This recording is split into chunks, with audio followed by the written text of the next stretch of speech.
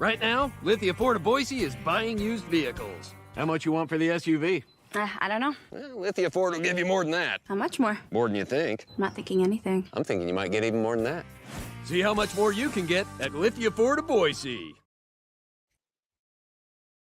Hey, Forrest here. Nothing like getting paid. And with ICCU's mobile app, I can deposit checks or accept Zelle payments so the money hits my account fast. I just wish there was an app for mowing the rest of these lawns. RowPaint.com, the official paint and coatings company of Boise State Athletics, is going all in this season with an all-star lineup. First up, he led the Broncos to 3 conference championships and 10 20-win seasons. It's Coach Leon Rice. Next, he's the founder and CEO of RowPaint.com. He played a little basketball in high school on the driveway with his mom. It's Andy Rowe.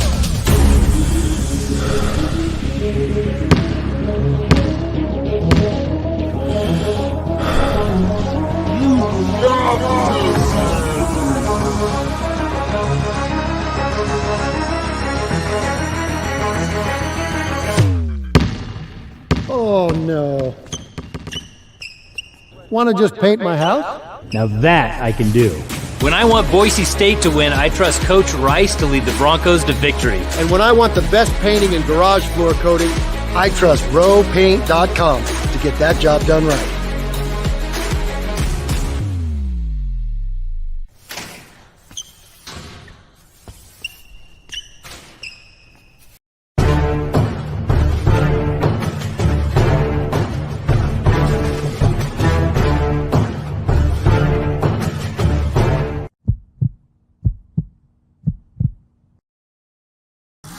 This is Bronco Nation News Live.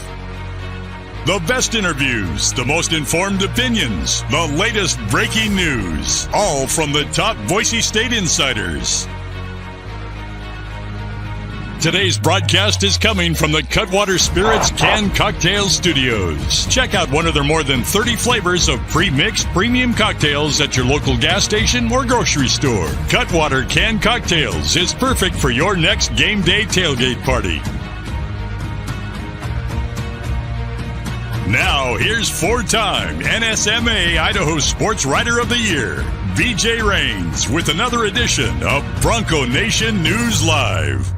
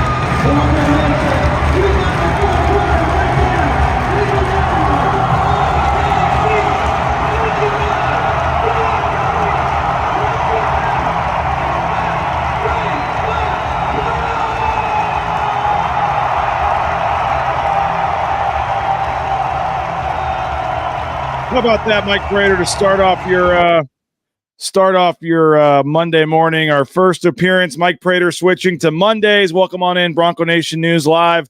BroncoNationNews.com, Mike Prater, Johnny Mallory flipping up the days. So you're now going to have to start your week on a Monday morning with Mike Prater at 9 a.m. And Mike, even though I took some shrapnel on your postgame show, I listened. I was one of the guys that you called out for videotaping the light show.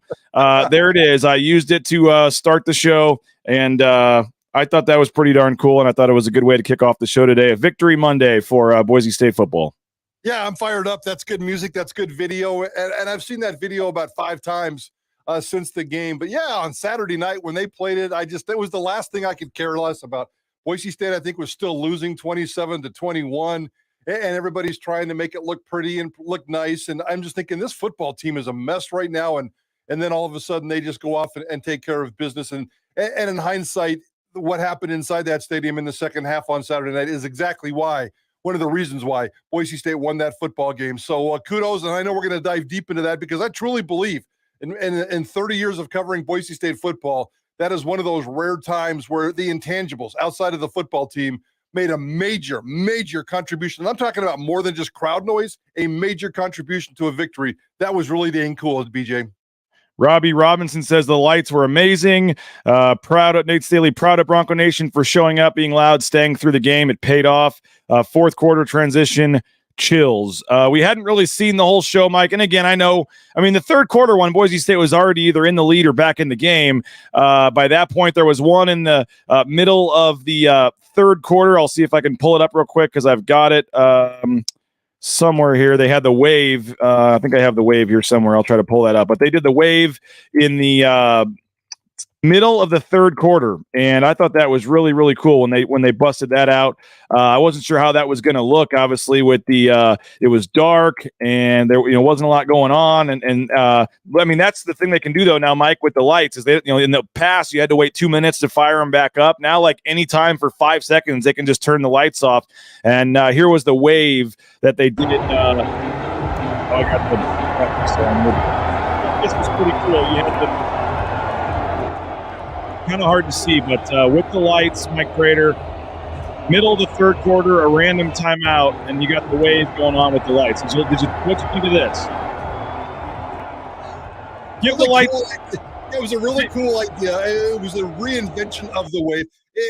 They need a little work. It needs a little homework, a little help, and I think for the first time, and nobody really knew that they were going to do that. So, and not that it's hard. They told you to grab your cell phone and kind of follow along, and everybody do it. I think it was cool, BJ. I'm not really into that kind of stuff, but I thought it was really cool. It'll continue to get cool 5 years from now when this is firmly entrenched as a tradition. We can look back on it and say that it's pretty cool. But just the timing of the first one in the third quarter. And don't forget, Boise State was losing in the third quarter still. They didn't take the lead until the first play or the second play, I think, of the fourth quarter. And when they started all that pomp and circumstance stuff in the third quarter, and kudos to them for being proactive and getting ahead of it and helping fire up this crowd, which Boise State, the football team, actually really needed. So at the time, it was just, I was thinking more X's and O's and football and Andy Avalos and his future and Taylon Green and his future. And here comes a silly light show that turned out to be anything but silly. Hey, maybe that's what got San Jose State a little rattled there. I don't know, man. That stuff started. The comeback came on. The crowd got back into the game. I mean, there was very, very little to cheer about in the first half. And by the way, let's see here. Billy Bob, turn your audio up because he says he can't hear us. Everybody else can hear us fine. So Billy Bob, I guess you can't hear me. You can't hear me if I'm telling you to turn your sound up. So I apologize for that. But Curtis says, Prater, it's a perfect fit for a Monday. Nate Staley, quite the shock to the system, seeing Prater on a Monday morning. But something tells me Prater's not a Monday morning type of person. So we got to get this. You're ready to go though. I'm a Monday morning person after the football season, during the football season. So on Monday morning, when we can talk, whether it's college, high school, pro football, Monday morning during the football season is perfectly fine. Monday morning in the dead of basketball season, BJ, I may need a raise. We're working on that. We're working on that. But the first half, as I said, I mean, you got to start at the beginning to get to the end here. And certainly the second half, I think it was the second largest comeback in FBS history for Boise State, down 27-7 at one point, 27-14 at the half. It could not have been worse. And of course, after the game, the Avalos, all the big diehard supporters were finding my old tweets from the first quarter saying, what were you talking about? Like, well, yeah, okay. But when I stand by what I said, I thought the quarterback system at the beginning of the game was very confusing. Third play of the game, the first passing down of the game, and you're telling Taylon Green you don't have confidence in him to get a first down. I didn't like that. Then I know they had it scripted to bring in Maddox Matson for the third drive, but Taylon Green had just completed a nice pass to Eric McAllister. You had the Jeanty fumble, but I didn't think Taylon Green had done anything, and you bring in Madsen, and he's moving the ball, and all of a sudden, I'm just thinking, man, Taylon Green, they're just not giving him a chance to get into a rhythm. They're not letting them get into a flow here. It was going back and forth. Then you have one drive where Maddox Madsen drives all the way down the field. Then they bring in Taylon Green again, which is almost at that point almost seems weird. And then it's not his fault, but 2 plays later, Ashton Jeanty then fumbles again and they lose the ball. And then you can go all the way to the last drive of the game. Taylon Green has been in for most of the second half and is leading the comeback. It's 3rd and 3 to put the game away. And you bring Madsen back in the game, who hadn't played in an hour, and then he fumbles the snap, and that's almost a disaster there. So they got the win. It worked out. The overall numbers for the 2 quarterbacks were good, Mike Prater, but by no means do I think this thing is figured out. I thought it was very odd, and there's still a lot of questions about how they're going to use these 2 quarterbacks moving forward. Yeah, it worked beautifully in the second half on Saturday night. Let's not we cannot ignore that. Although San Jose State, bad team, really bad second half team, sucking gas and just looking terrible. And they've looked terrible in the second half all season. So there's some things that you have to throw out there. I'm not sure how sustainable this 2 quarterback system is, and I'm still very uncomfortable with it. I didn't like the way they used it. Give them credit. It worked. They did what they had to do to win a football game, and that was Andy Avalos and Bush Handon's only job on Saturday night. Win a football game. I don't care if it was 1-0, 2-0, 3-0. Just figure out how to win a damn football game. And they did under really difficult circumstances. So I got to give them credit for that long term. But I'm with you, BJ. I just don't know if I like it. I think it's a mess. And I think eventually these 2 guys are going to prove that both of them are good enough to play. And which one's going to decide at the end of the year, I want to go somewhere and play.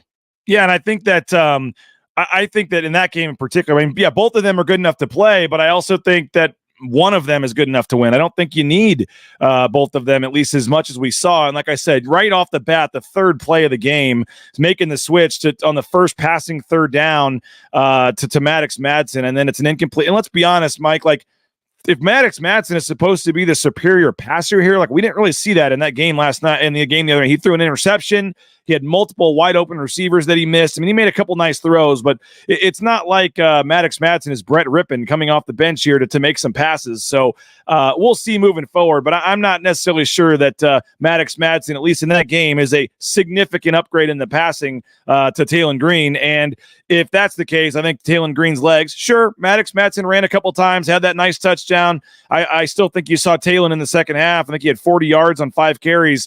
No one's going to argue Taylon Green is the more electric runner. So I said it last week. I didn't think that Taylon Green deserved to lose the starting spot. I stand behind that. I saw nothing different in that game. I like Maddox Madsen. I think he can contribute. If you want to give him the 3rd series of the game and one series just to have him ready and keep him fresh in case Taylon Green gets hurt or something, fine. But I think Taylon Green, in my opinion, needs to play the vast majority of the snaps moving forward. And I think that's where Boise State's leaning. I'd be shocked if we saw anything else that Taylon Green would start. There was certainly nothing that came out of the San Jose State game that tells me that Maddox Madsen should start, even though I felt like he should start and play the whole game because I just wanted to see what he could do in an entire game, and an entire body of work. And to the coach's credit, I'm not sure Boise State wins that football game if Maddox Madsen plays the entire game. And then all of a sudden, Taylon Green really, truly is a mess. So in hindsight, I think the coaches handled it perfectly for this specific game.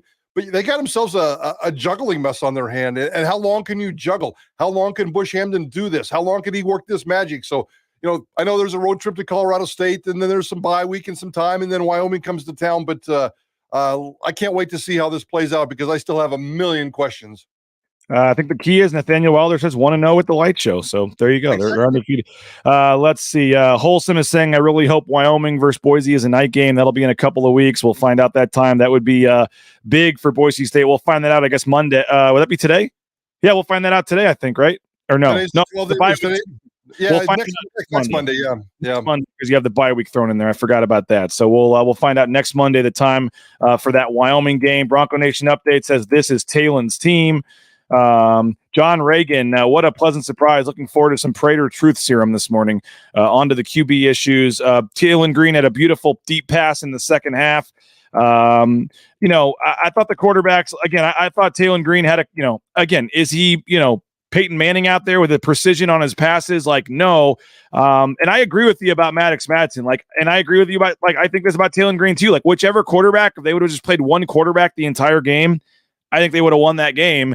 Like they did. And I just, Maddox Madsen, if he'd have played the whole game, like you said, I think they would have won. I think he's a good player, but I also think Taylor, we're forgetting it's prisoner of the moment type stuff at times for some fans, some of us, whatever, to like just all of a sudden after 4 or 5 games, I just think Taylor Green is not the best option for this team in the long run. So I hope that quieted a little bit. I am definitely on. I know you guys did the whole whole thing on the show last week. Like, I am definitely Team Talon, and it's not that I'm not Team Madsen. Like, I think he's a solid player. He came and played in our BNN golf tournament last year. Like, great dude. Like, I hope he gets a chance to play, whether it's here or somewhere else. But you're talking about trying to win the game, do what's best for the team, and all that. Right now, in my opinion, it's not taking Taylor Green off the field very often. Yeah, I would agree with that. And I'm tempering my opinion a little bit, but let's see. I mean, this is a chapter book, and we've got many, many chapters to go in a season that's been crazy. Every time you flip a chapter, something crazy is happening, and there's twists and plots and drama all over the place. The second half of this football season is not going to be boring. The second half of this football season is not going to be routine. So I think we're going to see a lot of ups, and I think we're going to see a lot of downs with this football team. There's no way that this football team is great on cruise control. There's no way that this quarterback system, like they used it, is not going to bite them in the butt at least once. And I'm very curious about how they're going to move that moving forward. So we'll see. But they got the most important thing done on Saturday night, win. And guess what? It's even better because the fans and Jeremiah Dickey got a lot of the credit. So everybody gets to feel good about themselves on a Monday morning. Nate Staley says a couple throws aside, TG controlled the game. Bronco Nation update says QB platoon doesn't work when the running QB is the primary quarterback. Stop the nonsense. Let's see. The only real benefit I saw of the 2 QB system is it provides a real competent backup, providing Green the ability to run more. That is nice. You can feel a little better, Mike Prater, about running Taylor Green, knowing it. You do feel confident in Maddox Madsen if Green were to get hurt. Because early in the season, we didn't see Green running much, and I think some people thought maybe that was because they were a little nervous. They didn't have a quality backup. You don't want to get Taylor Green hurt. He didn't run very much. I thought he was a little more aggressive. I think he ran the first play of the game, right? It was a QB. He kept it on the first play of the game, I think, and ran the ball. So if I remember right, I think Taylor Green is going to run the ball a little more, and that is one of the benefits maybe. Well, I mean, he only ran it 5 times in this game, and I think if you go back and look at the numbers, he's been running it between. By the way, felt like more. Yeah, he's been running it 4 to 6 times a game. So I think his running numbers were just exactly as it's been this season. I don't think anything changed there. Was he a little bit more impactful? He had that nice run, and he did run at certain times. But Maddox Madsen, just had just as many yards. They both gained 40 yards on the ground. Madsen can prove to be a decent runner. Does he have that sprint breakaway down the sideline speed that Taylor Green is? No, not even close. The passing is close. Definitely Taylor's a better runner. He's probably a better game manager at this point. So, and Taylor has never been a turnover machine. That's the one saving grace in his back pocket. The second he becomes a turnover machine, if he does become a turnover machine, Maddox Madsen is waiting. We saw Maddox throw that pick. Maybe Maddox is a slightly better quarterback, but he's a turnover machine. I don't want that guy on my football field right now. Well, we got to talk about, speaking of turnover machine, we got to talk about the fumbles from Ashton Jeanty. And then we got to talk about this defense as well, which has really come on. And we had some fun on the post-game show with Brad Bedell and Kent Riddle. I want to play a short clip of that when we get back. A lot to do, but first a 90-second break to thank a few of our sponsors. All Bronco Nation news broadcasts come from the Cutwater Spirits Canned Cocktail Studios. Check out one of their more than 30 flavors of pre-mix premium cocktails at your local gas station or grocery store. Cutwater Spirits, perfect for your next game day tailgate party. Our title sponsor is rowpaint.com. For all your commercial, industrial, residential painting needs, check out rowpaint.com. Don't forget about their concrete coatings. Transform that ugly concrete slab on your back patio in your garage in just one day. Contact rowpaint.com for a free estimate today. The official paint and coatings company of Boise State Athletics, and our title sponsor at Bronco Nation News is rowpaint.com. Idaho Central Credit Union's been helping members achieve financial success for more than 80 years. There's an ICCU branch on almost every corner, but the closest is in your pocket with free eBranch mobile and online banking. See why more than 500,000 members love ICCU and join 1 in 4 Idahoans by making the switch today at ICCU.com. Since 1984, Ridley's Family Markets has prided itself on being a hometown food and drug store that employed value members of the local community. Ridley's Family Markets has 13 locations in the state of Idaho and many more in the surrounding states. Download the new Ridley's app to your smartphone. Get savings up to 40% off at the checkout line and find a location near you at shopridleys.com. Former Bronco Matt Bauscher is once again the #1 ranked realtor in the Treasure Valley. No home is too big or too small for Matt and his team. Let them fulfill all your real estate needs at BauscherRealEstate.com. We got record viewership on a Monday morning. I don't know if it's because of Mike Prater, if it's because of the win, a combination, but we appreciate everybody as our numbers continue to rise. Really excited about the future of BNN, and I know, had some changes with Jordan leaving and stuff, but just want to get it out there, Mike, that you and I are going to work as hard, if not, I'll definitely be working harder, and going to give myself a small raise and get back to riding, which I'm really excited about. I actually missed not being doing much riding the last couple of months, and so not ideal that the first week comes when I'm going to Vegas tomorrow for basketball media days, and then straight to the football game on Saturday. But we're gonna get down and grind it out for the next 4 or 5 months, and I'm ready to. I'll sleep at some point over the summer. So I just want to get it out there that I am really excited to get back to writing on a daily basis here. I know you're going to continue to write, maybe even add in an extra column here and there, and we're going to see what happens. But I'm still extremely fired up and excited about the future of BNN, and pumped to have you helping me do this thing, man. No, likewise. I feel the same. Tonight, I'll come after a shift here at KTIK and Idaho Sports Talk. I'll go home and fire up the column and bang out a column and get you guys a column for either tonight or first thing in the morning. And full steam ahead. And we got some growing plans here, and we'll try to make some things happen. We miss Jordan Kay. He's out there somewhere in the middle of Heartland America trying to head off to his next chapter in life. And it was good to hang out with him. It was good that you got him on board. It was good that the stimulation of Bronco Nation News was taken off under his tenure, and appreciate everything you're doing, BJ. And let's get back to work and get after it. On the postgame show, we had for the first time on last Saturday, Kent Riddle's been doing the show with us, and Brad Bedell, former O-line coach. And I know when you're the O-line coach, a lot of fans don't like you. I get it. But I think anybody that watched the postgame show and even the pregame show, we had Brad Bedell. We were at Taco Bell at 9 a.m. on Saturday, and Brad and Kent, and we went an hour and 20 minutes because just the stories, and it was great stuff, and it was awesome. And I didn't expect Brad to be a part of the postgame show, but he was at the James after the game, and he's like, I'll come back on. Sure, why not? And so we had, a couple beverages flowing, had some fun. Everybody was excited after the win. And Brad Bedell may need to become a staple on BNN now moving forward. Here's a short snippet, Mike Prater, of what anybody missed if they missed the postgame show with Kent Riddle, Brad Bedell, and myself on BNN Saturday night. I know you joke about, the O-line coach getting criticism, whatever, but there's been a lot of folks on here giving you praise for your commentary tonight. Yeah, and I'm not saying right here, Kareem the Dream says, I'm saying we need more of Coach Bedell. This guy right here, Grand Tetons, I kind of like Bedell. Just kind of. He's simple, but that's okay. But folks are giving you some positive. So you're saying I got a chance. Yes. We can. A comment from Devo Brunk. Coach Bedell in all caps is great.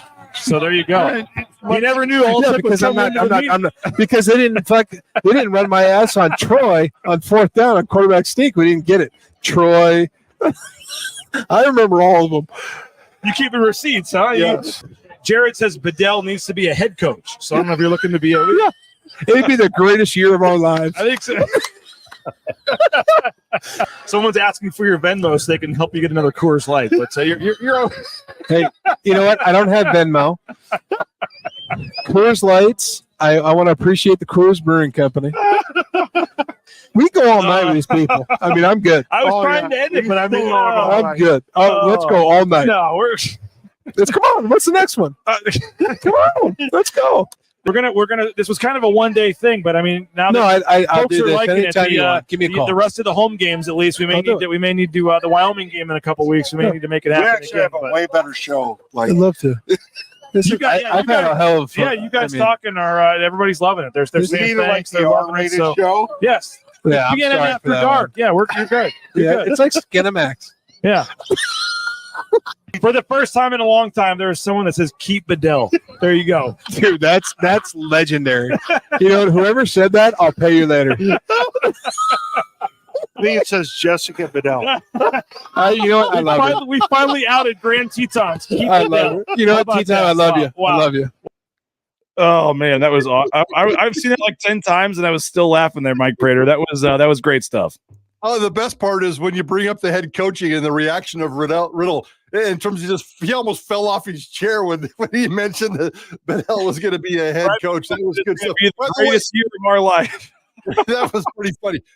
You're a really smart boss, by the way. You're putting Prater at 9:00 on a Monday morning where he can't bust out the tequila shots. Put me in that situation. Screw the Coors Light. We're doing tequila shots, but we're pretty safe on a Monday morning here.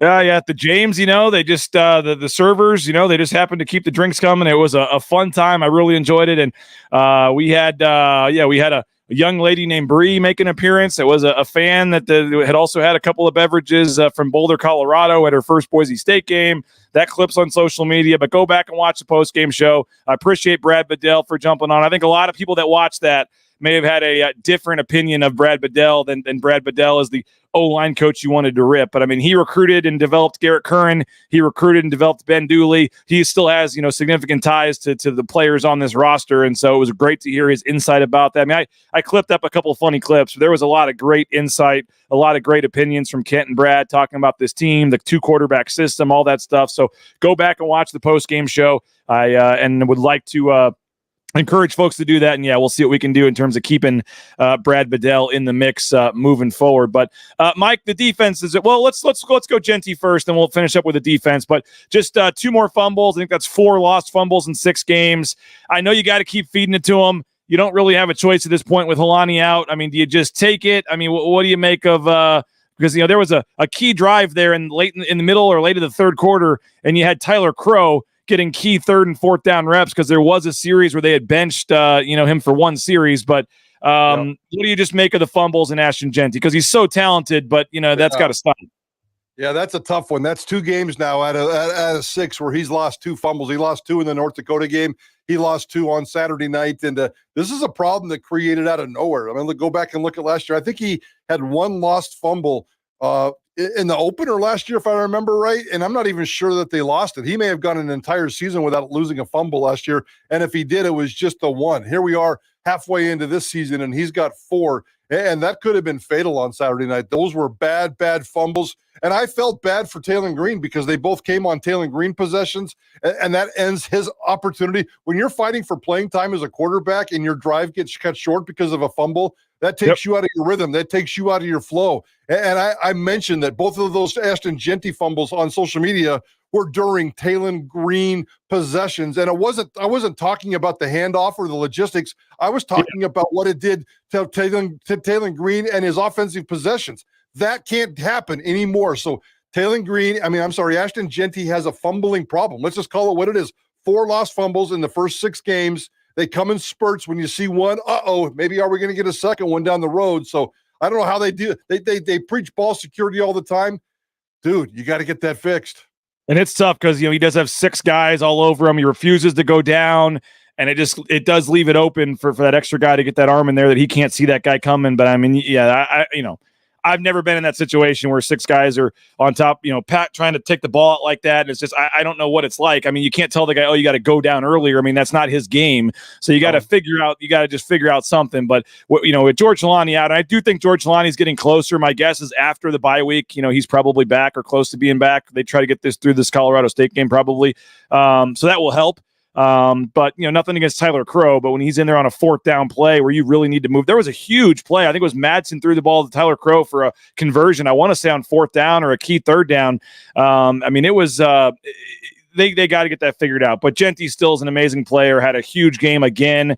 And, that was, it was nice to see. As we finish this up, we got to give the defense a little love, Mike. I said something on social media yesterday about, hey, for all the criticism and whatever the Andy Avalos, Spencer Daniels have been getting, like they deserve a ton of praise for what they did in the second half. And some people kind of took that the wrong way. They're still a garbage team. They're 3-3. The defense is still terrible. Like, I'm not giving Andy Avalos a raise. I'm not making him coach of the year. I'm not saying Spencer Danielson is the best coordinator of all time when you look at the full season. But for what they did in that game, in that second half in particular, Spencer Danielson, they were giving up 3rd and longs again all over the place in the first half. It was 27 points allowed in the first half. And it was as dark of a place as Boise State's been in my 11 years here for sure, Mike. I think it was worse than UTEP.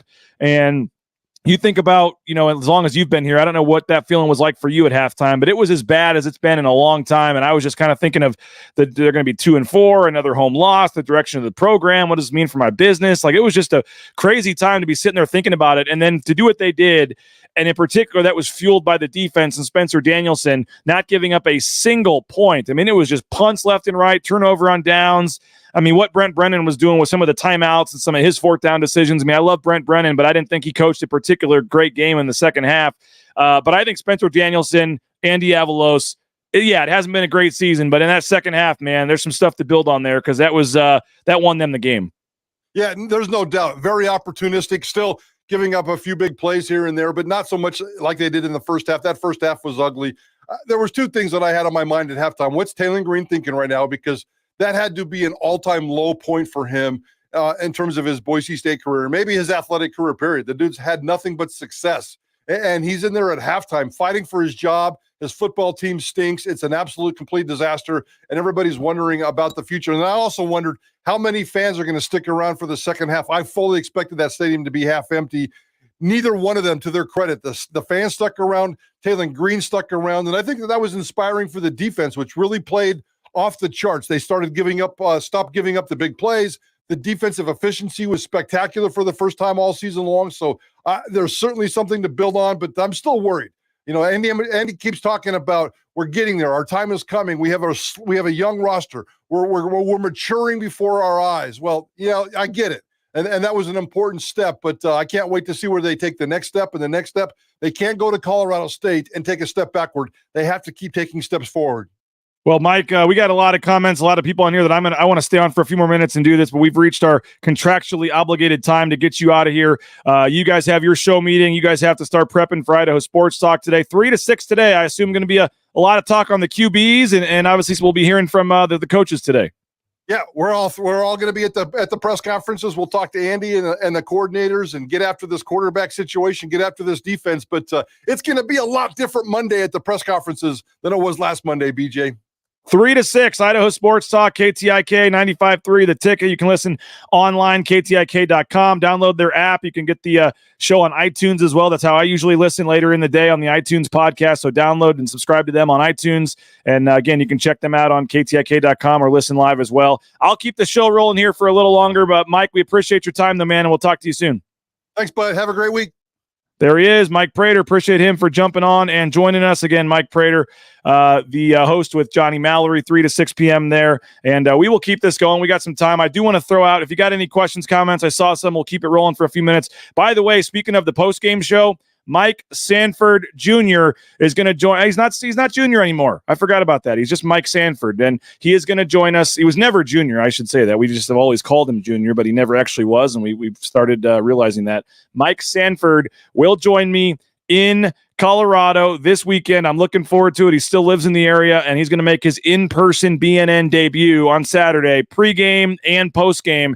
We're going to be a pregame show, finding a local pub, I think, to do it earlier in the day on Saturday. We've been getting good viewership doing the pregame show on Saturdays earlier in the day. We're going to try that again on Saturday. He's got some softball games for his daughter, so check out about 9 a.m. probably on Saturday for the pregame show. Mike Sanford and I will be in Colorado live, and then the postgame show will be at Canvas Stadium in the press box talking about Boise State with Sanford and I in person. So you've heard Sanford on Ball Talk. You'll hear him again tonight, 8 p.m. 8 p.m. tonight on Ball Talk with Johnny Mallory. Don't miss that show tonight at 8 p.m. to hear Mike Sanford.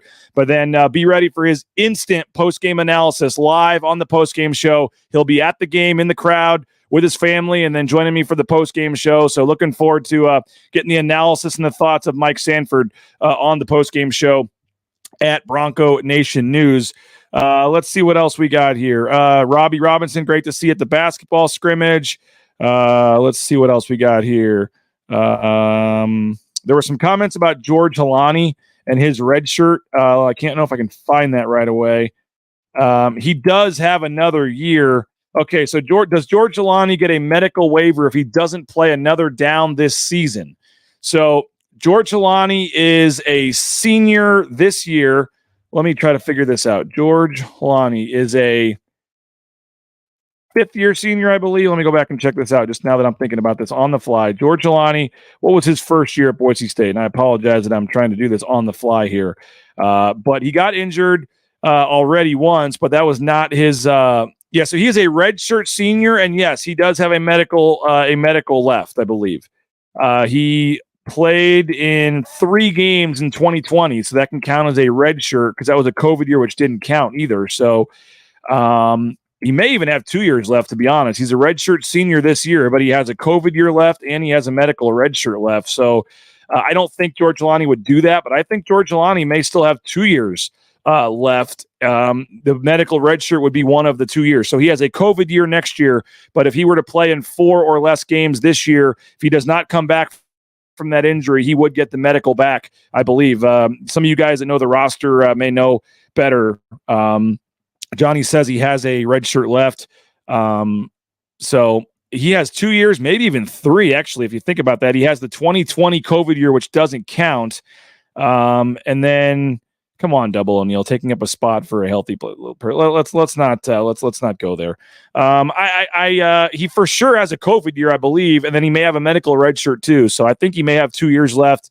I don't think it's 3, but the whole thing's screwed up because the COVID year would have been the red. Who knows? But yes, George Jelani definitely could come back next year if he wanted, one way or the other. I don't know if he will. I mean, the only reason he came back this year, I mean, maybe he will now but if he's going to keep getting injured, he may need to just take his chance and try to earn his chance in camp or something. I don't know what would happen there because he came back this year to prove he could stay healthy for 2 straight years and have 2 straight 1,000-yard seasons, and that didn't happen. So, maybe if he comes back and finishes strong, I think he might just be better off saying, hey. And if you're Boise State, like, you probably do just say, hey, like, if he wants to come back, you're not going to say no. But like, you have Jeanty for another year, you have Dubar. I think you probably just say, if he wants to leave, you're not terribly disappointed in that because you really haven't gotten a lot out of him this year. But that is an interesting situation moving forward. Does Jelani transfer at this point? Now, that would be an interesting one. If he has the year left, does he try to stay in college but transfer somewhere where maybe he could be the starter and have 100% of the reps and not have to give it up to Jeanty? Because I think you probably, if Jelani were to come back next year, he's the clear number 2 behind Jeanty. So that's an interesting one. Kent and Sarah, running back depth is essential while we figure out the QB situation. Let's see what else we got here. I, for one, would love to see George back next year, take the rest of the season to get healthy. I think that would certainly be something that a lot of people would like to see. George is an okay G. Will he ever ball again? Yeah, he's going to play. Like I said, my understanding is I think he's getting closer. I think they maybe could have pushed it for this week, but my understanding is after the bye week, I think there's a decent chance you see George Jelani back after the bye week at some point real soon. I mean, he's getting closer.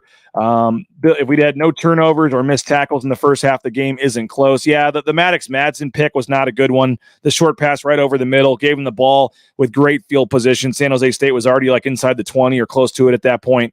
They were in business, so that was a really bad turnover. The fumbles as well were not great. So yeah, you take away the 3 turnovers.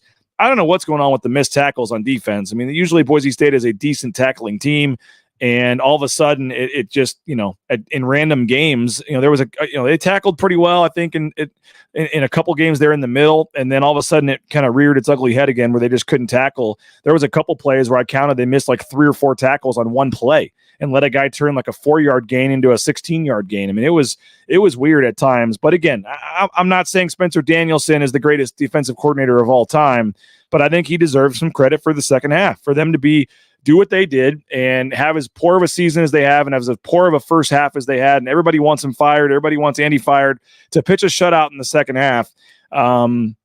You heard it on the postgame show, by the way. Kent Riddle and Brad Bedell were a little surprised that they didn't go for it on one of the 4th downs to try to get some momentum going. It didn't work and it backfired on them. So I don't think Brent Brennan coached a great game in the second half.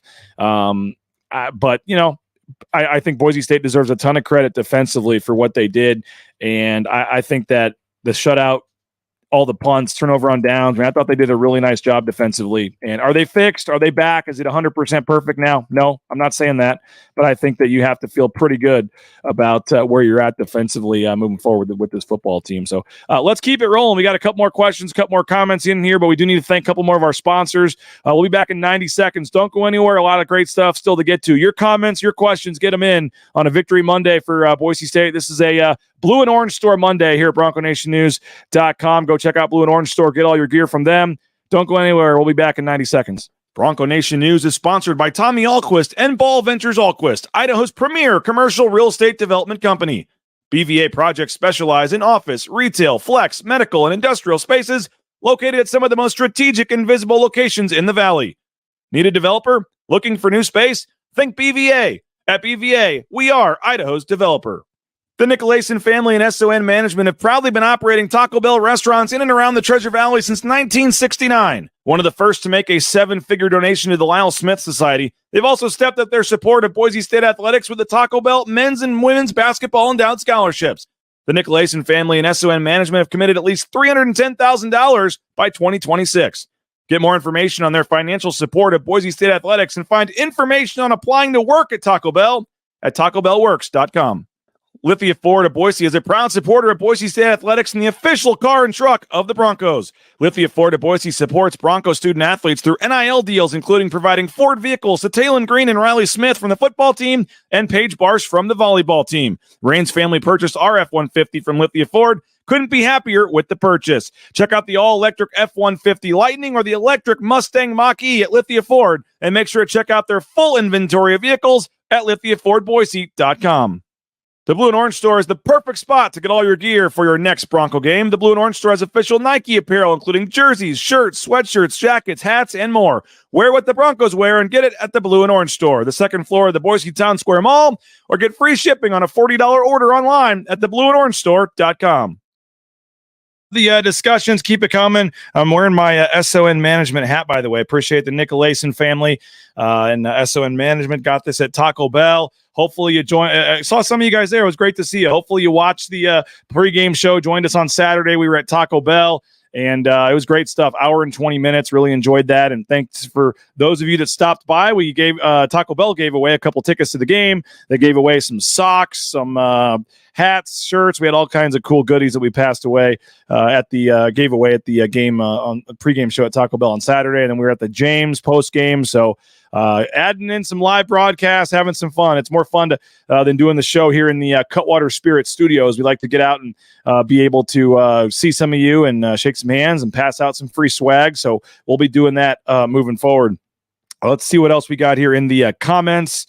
Got to figure out how to get off the field on 3rd and long. Yeah, I mean, they gave up 3 more 3rd and longs in the first quarter alone against San Jose. And I think that directly correlates with getting off the field. They had a 3rd and 9 they converted, and then a 3rd and 10, and then a 3rd and 11. So, I mean, yeah, they were converting some long ones again, and that has just not been a strength at Boise State, which it used to be. In years past, Boise State ranked near the top of the country and getting off the field on 3rd down. And that has really been, in my opinion, the big issue with this defense. They're getting them into 3rd down, but they're letting them convert and move the chains and turn those into points. So I think getting the stop on 3rd down would be huge moving forward for this football team. When is Schramm coming back? No word on that, but it's kind of a mystery injury. Everyone thinks it's the shoulder because that's what he was, kind of came off with after the game, but he's not wearing any kind of sling or anything. So I know it's got to be killing him right now to not be out there. And he came back to, he was so, playing injured last year and came all the way back this year and trying to, get back out there and lead this team, and to be injured and not be able to be out there, I know has been a huge disappointment for him. So hopefully they can get him back soon, because they could really use him out there in the middle of the defense. I'm looking at the stats right now. I'm on cfbstats.com. Great site if you guys have ever looking to get some stats. Boise State 87th in the country on 3rd down defense, still giving up 3rd downs 41% of the time. Teams have converted 29 of 71 chances against them in 6 games. 87th in the country, giving up third downs at 41% defensively. That is not good. That is not good at all. You look at total defense, that's the yards allowed. By the way, Air Force number 2 in the country. They've only given up 223 yards per game. So that, there's some good teams in the Mountain West. The schedule's not getting easier. Boise State 115th in the country right now, 432.8 yards allowed per game. 432.8 yards allowed per game for Boise State's defense. That is certainly not good at all. And so I don't think the pass defense numbers are much better either. Boise State 125th in the country in passing defense, giving up 295.2 yards per game on the season. So it's the numbers are still not good defensively. They're giving up too many yards. They're giving up points. But again, maybe you can build off what you saw there in the third quarter and fourth quarter there, the whole second half. Let's see. Teams in the third and medium should just take a delay game, make it third and long, almost an automatic first down at that point. I know you're making a joke there, but that's kind of funny there. Waiter says Dickey to Houston. I thought I saw something that the Tulane athletic director is going to Washington, I believe, which means the Houston athletic director is staying. I didn't read that. Somebody told me that. You guys could let me know if I'm spot on that. But I know there was some concern from Boise State fans if the Houston athletic director goes to Washington. But I thought I saw or read or someone told me that that looked like the Tulane athletic director was going to go to Houston. So I don't think that's going to be happening. But I could be wrong on that. We'll see. Let's see. Not a joke, unfortunately. He's talking about the third and long because they've if I could find that stat, third and long, it seems like they're converting nearly every single time they do that. So that has certainly been something that you got to get fixed. But again, something to build on. Strong second half. Now you go play a Colorado State team that you have had great success with in the past. And I think that they've still never lost to Colorado State, if I believe right. So I think I don't know the exact number, but I don't think they've ever lost to Colorado State. So a lot of reasons to be excited about. You're 2-0 in Mountain West play. I know the 3-3 record is not what you want, but it is what it is. You're undefeated in Mountain West play, and you have a chance now to go on a little run here. The Wyoming game at home is going to be huge. If that is a night game in a couple of weeks, coming off the bye, Boise State's going to have the bye week. Hopefully, get some players back healthy.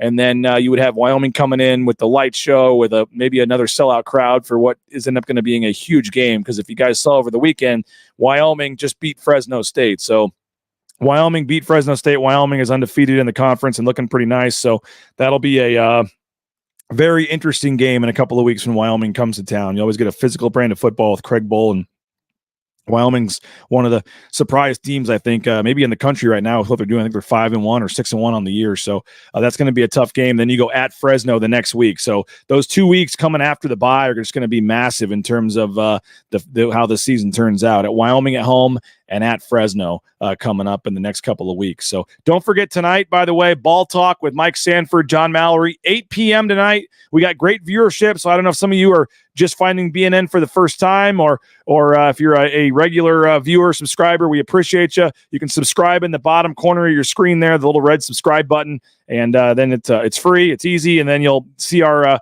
videos pop up in your algorithm and things more often. And then if you turn on your notifications, you'll know when we go live, and we'll be going live tonight, 8 p.m., Ball Talk with Sanford and Johnny. Mike Sanford, former Boise State quarterback, former Boise State offensive coordinator, former head coach at Western Kentucky, was the interim head coach at Colorado. It's crazy. It's just crazy awesome to get this kind of insight from Mike Sanford. And he's got a ton of thoughts as a former quarterback on the 2 QB system and what he saw on Saturday against San Jose State. So 8 o'clock tonight, make sure you come back and watch Ball Talk with Mike Sanford and John Mallory. Looking forward to that show. And again, you can subscribe for free there to the YouTube channel. And we're looking forward to that. And, as I mentioned, I am leaving tomorrow.